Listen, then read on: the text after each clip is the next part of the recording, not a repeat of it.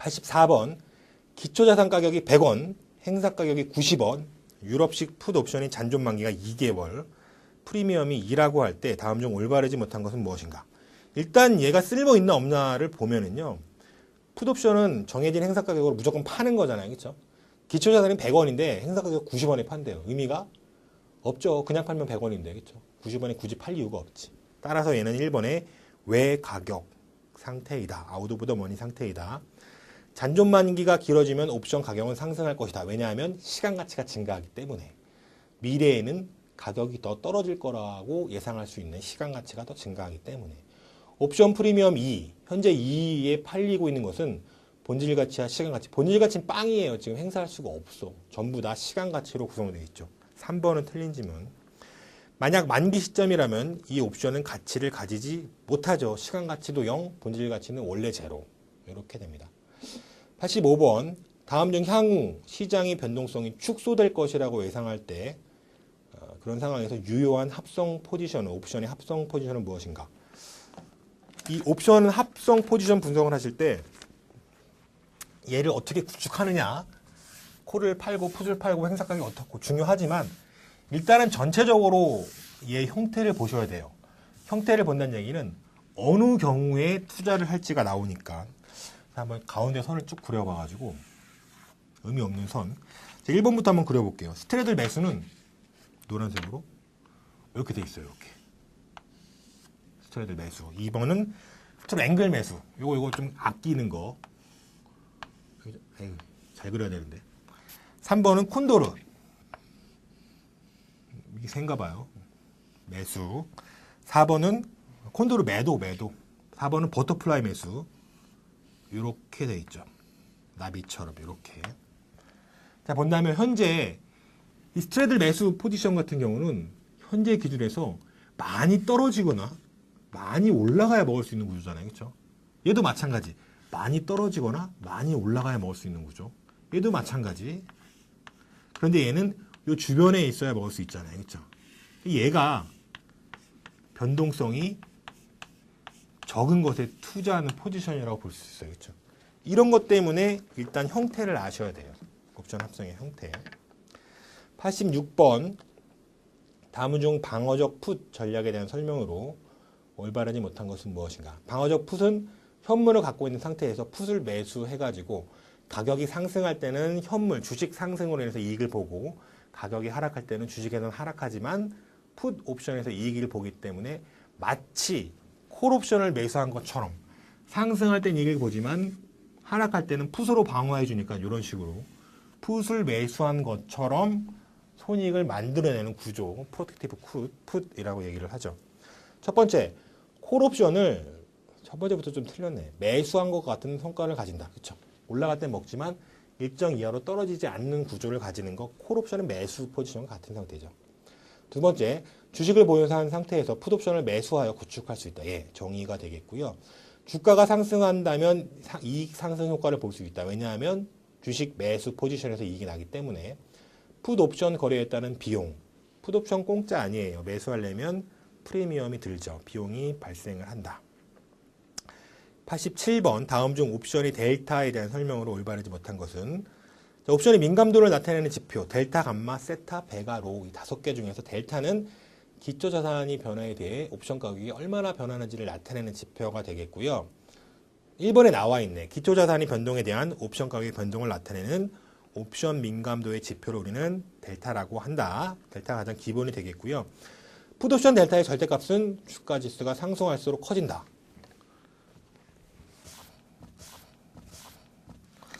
풋옵션 한번 그려보면요.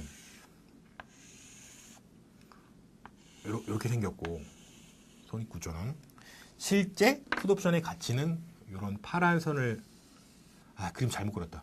따라서 움직이잖아요. 그렇죠? 이 델타라는 얘기는 이 옵션 가격을 미분했다는 얘기예요. 그렇죠? 얘의 접선이야, 계속. 이런 접선을 그림 확실하게 그려야 되는데. 다시 한번 그려볼게요. 각이 좀 있어야, 이렇게 각이 좀 있어야. 델타라는 얘기는 얘를 미분했다는 얘기. 이런 식으로. 계속 이 접선을 말하는 거예요. 그렇죠? 자, 그래서 1번 지문 한번 보시면은요. 2번 지문. 풋옵션의 델타의 절대값은 주가지수가 상승할수록 커진다. 이거 주가지수잖아요. 여기. 기초자산 가격. 주가지수가 상승할수록이라는 얘기는 오른쪽으로 한다는 얘기. 지금 기울기가 점점 줄어들잖아요. 그렇죠? 절대값이 작아들고 있잖아요. 그렇죠? 그렇게 이해할 수 있어요. 그렇죠? 자, 풋옵션 델타라는 얘기는 풋옵션의 그래프의 미분 접선의 기울기란 얘기. 우리가 가격을 상승시켜 봤더니 접선의 기울기가 점점 낮아지잖아요. 그렇죠? 절대값은 줄어든다는 얘기예요. 그렇죠? 2번은 틀렸고, 세 번째, 콜옵션의 델타는 0에서 1 사이 값을 가진다. 일단 먼저 풋옵션은 끝으로 가면 마이너스 1, 0 이렇게 나오겠죠. 콜옵션은 반대로 그려버리면 이렇게 되니까 이런 노란 선에 대한 접선은 서서히 상승해서 결국 1에 가까운 값으로 가겠죠. 여기는 0 이런 식으로, 여기는 0 이런 식으로. 3번에 콜옵션의 델타는 그래서 0에서 1의 사이 값을 가지고 풋옵션의 델타는 마이너스 1에서 0 사이 값을 가진다. 점점점 상승하는 게 콜옵션이고 점점점 하락하는 게 풋옵션이기 때문에. 88번 펀드 성과 측정을 위한 수익률 계산 시 금액 가중 수익률과 거리가 먼 것은. 금액 가중 수익률과 시간 가중 수익률 두 개를 항상 비교를 해보시면 돼요. 자, 운용기간 중에 자금 유출입에 영향을 받는다. 금액 가중 수익률은 이런 식으로 구하죠.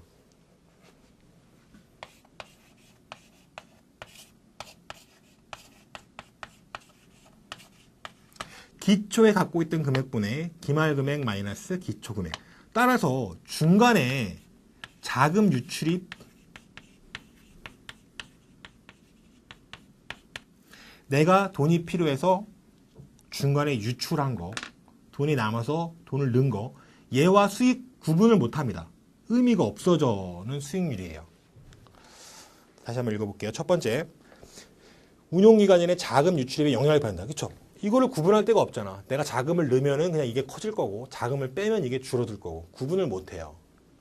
두 번째, 운용기간 중 각 시점별로 펀드 성과와 시장 수익률을 비교하고 싶다. 비교하기가 쉽다. 내 맘대로 넣고 빼는데 다른 사람들은 그 사람 맘대로 넣고 뺄 거 아니에요. 그렇죠? 두 가지를 비교하는 게 의미가 별로 없어져요. 2번은 틀린 표현이죠. 세 번째, 유입된 현금 흐름의 현재 가치와 유출된 현금 흐름의 현재 가치를 일치시키는 할인율을 의미한다. 즉, 이 금액 가중 수익률이 IRR하고 똑같습니다. 캐시플로우만 보기 때문에. 네 번째, 펀드 매니저의 능력을 평가하는 방법으로는 적합하지 못하다. 이런 중간에 자금을 넣고 빼고 하는 것은 투자자의 마음인데 이 결과치로 펀드 매니저를 평가한다면 억울하잖아요. 그렇죠?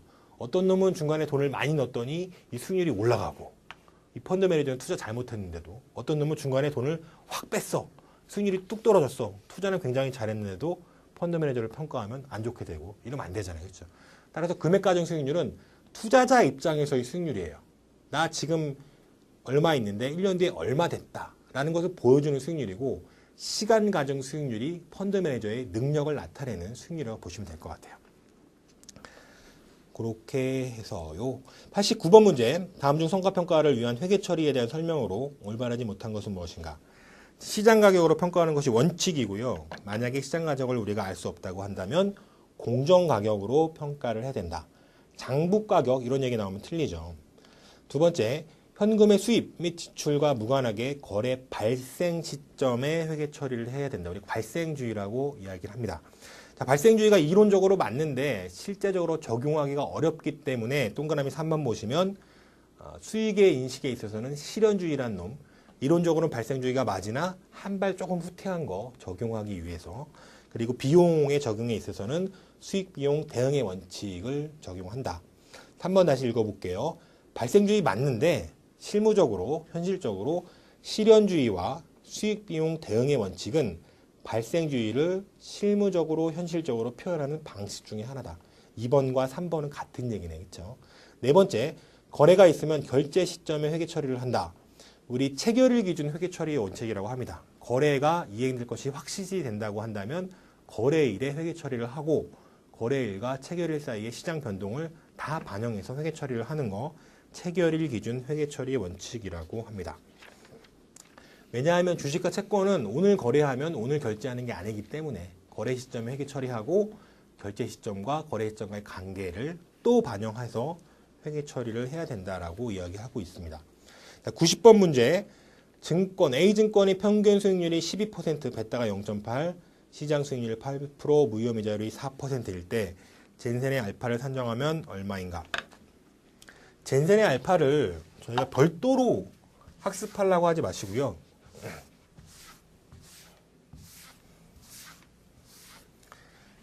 CAPM 모형.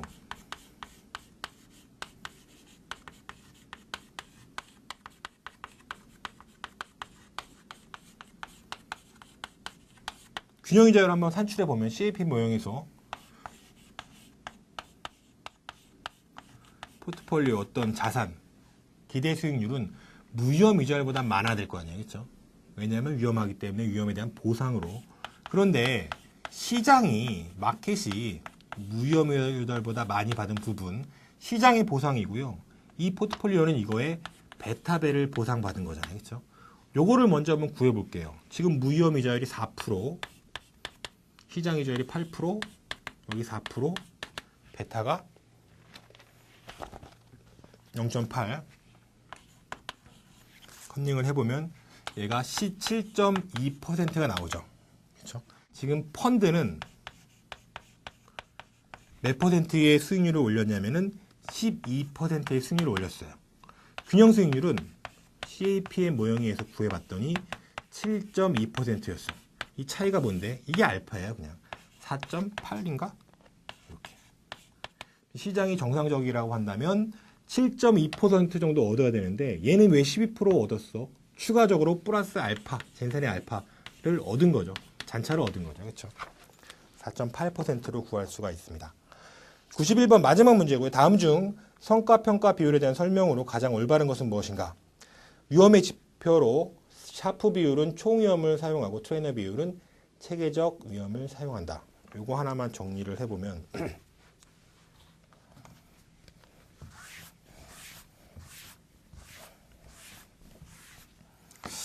이 샤프 비율과 중요하니까 노란색으로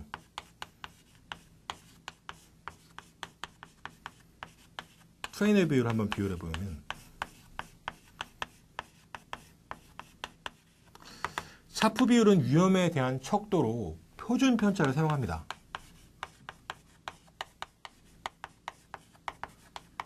이 얘기는 표준 편차 총 위험을 기준으로 체계적 위험과 비체계적 위험의 합계 판단한다는 얘기고 이 얘기는 자본시장선을 기준으로 판단한다는 얘기예요. 다시 트레이너 비율은 베타 계수를 기준으로 측정을 합니다. 이 얘기는 총 위험이 아닌 체계적 위험을 기준으로 판단한다는 얘기고 이 얘기는 증권시장선을 기준으로 판단한다는 얘기예요. 이 두 가지를 좀 명확하게 구분해 주시면 굉장히 많은 문제를 쉽게 해결할 수 있는데 다행스럽게도 이렇게 고맙게도 이렇게 되고 있죠. 그렇죠? 헷갈릴 일은 별로 없을 거예요. 첫 번째, 위험의 지표로 샤프 비율은 표준 편차니까 총 위험을 사용하고 트레이너 비율은 체계적 위험을 사용한다. 맞는 표현이네. 그렇죠? 두 번째, 완전하게 분산 투자되어 있다면 완전하게 분산 투자되어 있다는 얘기는 체계적 위험이 없기 때문에 이놈이나 같다는 얘기고 이걸로 하나 똑같다는 얘기가 되겠죠. 그렇죠? 완전하게 분산 투자되어 있다면 샤프 비율과 트레이너 비율에 의한 평가는 유사하게 나타나겠죠. 젠센의 알파와 트레이너 비율은 동일하게 자본시장선을 근거를 두고 있다. 젠센의 알파와 트레이너 비율은 일단 트레이너 비율은 자본시장선이잖아. 증권시장선이잖아요. 그렇죠? 젠센의 알파도 마찬가지로 증권시장선에 기초하고 있습니다. 부담한 체계적 위험의 정도가 다를수록 젠센의 알파와 트레이너 비율에 의한 평가가 유사하게 된다.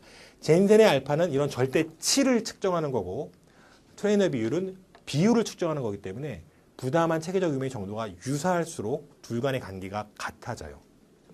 그런 차이점이 있다는 점을 말씀드리면서 91번까지 문제를 마치도록 하겠습니다. 감사합니다.